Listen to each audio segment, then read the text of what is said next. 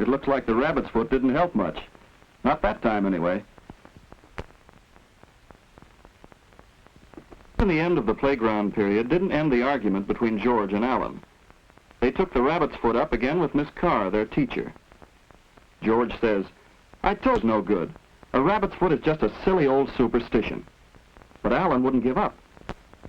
What is a superstition, anyway? And what is a fact? Are all superstitions true, or are just some of them true? Now, George tells me he thinks me a fact, or something he believes is a fact. Yes, Alan? Well, last week when we talked about glass, we said it was a non-conductor of electricity. I think that's a fact, isn't it? We did talk about that, and we can add that to our list. Now, who else can give me another statement? Something he calls a superstition. Yes, Marion? Well, there's a superstition about the ground 6 weeks more of cold weather. Yes, that is a fairly common saying.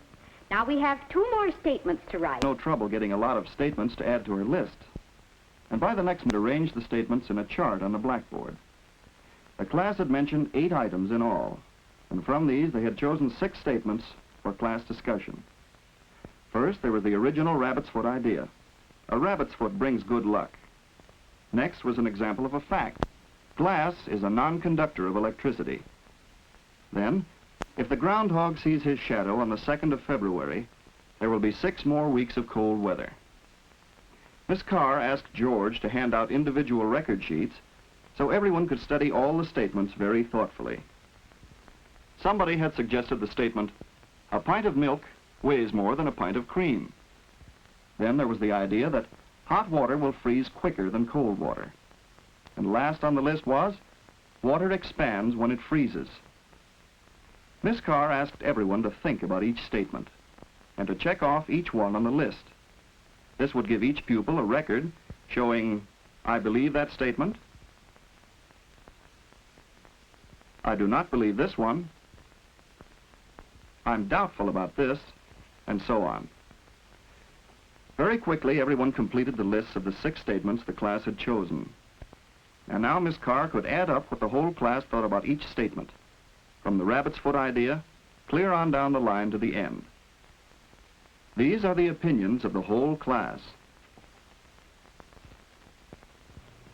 Now that we've recorded our opinions, I think we should investigate to find out whether or not our opinions are based on good reasons. First, how about a rabbit's foot? Will carrying one bring good luck? It seems to me there's one way to find out. Alan? Yes, Miss Carr. Will you meet the 10 students who would volunteer to carry them for a week? Now, this is the first step in our experiment. Yes, this will be an actual scientific experiment to find out if carrying a rabbit's foot will bring good luck to the 10 volunteers. Like many experiments, this one will extend over a period of time. Miss Carr wrote the experiment. George listed the students who will not carry rabbit's feet, and Alan listed those who will carry them for a whole week. At the end of the week, each student will report what happened. Meanwhile, Marion wrote on the board the names of her group. Their job will be to look up weather reports, to find out if the groundhog seeing his shadow really governs the weather. They'll report next week, too. But some of the statements do not take so much time to investigate. We can test this statement right away. Glass is a non-conductor of electricity. First, Alan and Larry test their batteries and circuit. It's all right, the bulb lights up. And if a metal rod is put in the circuit, it lights again. So we know that metal is a conductor of electricity. But what about glass? Nothing happens. No light. Now, do you believe that glass is a non-conductor of electricity? There's no doubt about it now, because our experiment proved that statement to be a fact. While Alan put away the electricity experiment things, Miss Carr recorded the result. Now the students were basing these new opinions on evidence, experiments, guesswork anymore. A week later, Marion and her group were ready with their report on the groundhog statement. And while Marion was copying her records, Miss Carr called for individual reports on the rabbit's foot experiment. Alan was first. I was one of the 10 who carried a rabbit's foot. I found a quarter last Saturday. I call that luck. I didn't carry one. On Wednesday, I won the school poster contest, and on Thursday, I got a pretty low mark in history. I guess that's good luck and bad luck. I did carry a rabbit's foot. The only unusual thing that happened was that we moved from one apartment to another. One by one, all the pupils reported on what had happened to them during the week. And they finally agreed that carrying a rabbit's foot doesn't really affect the daily events of their lives. So their experiment proved the first statement to be just a superstition. Marion, would you like to give the report for your group now? Well, we studied the United States weather report for the last 10 years for our state. Then we organized our material. And this is a good job of research.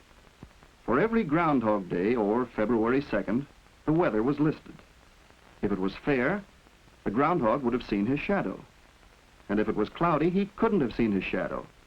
But shadow or not, the temperature never varied more than 2 degrees from normal. The groundhog had nothing to do with spring weather. When we seek to answer our questions by observation and research and experimentation, as we have been doing, we are using the scientific method.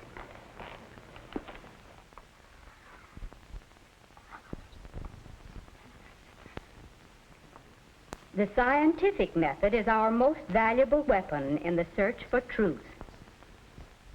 Modern man uses the scientific method in research to help him base his opinions on facts. For everything he can observe, he tries to discover the natural cause. In the search for what I never saw before. In learning the truth about a rabbit's foot as a good luck charm, we use the scientific method. And right on down the list, the use of the scientific method gave us the truth. Now, why not use what we have learned to discover the truth about the last 3 states? Does a pint of milk weigh more than a pint of cream? Try it at home for yourself. Here's another. Will hot water freeze quicker than cold water? Try it yourself. Don't be satisfied with just anybody's guess. Does water really expand when it freezes? Try this experiment yourself. It's simple. Do you believe this is the right answer? Well, it was Alan with his rabbit's foot who started us off on the search for facts. And out of it, he learned the scientific method. And so did we. How many believe this is the world we live in?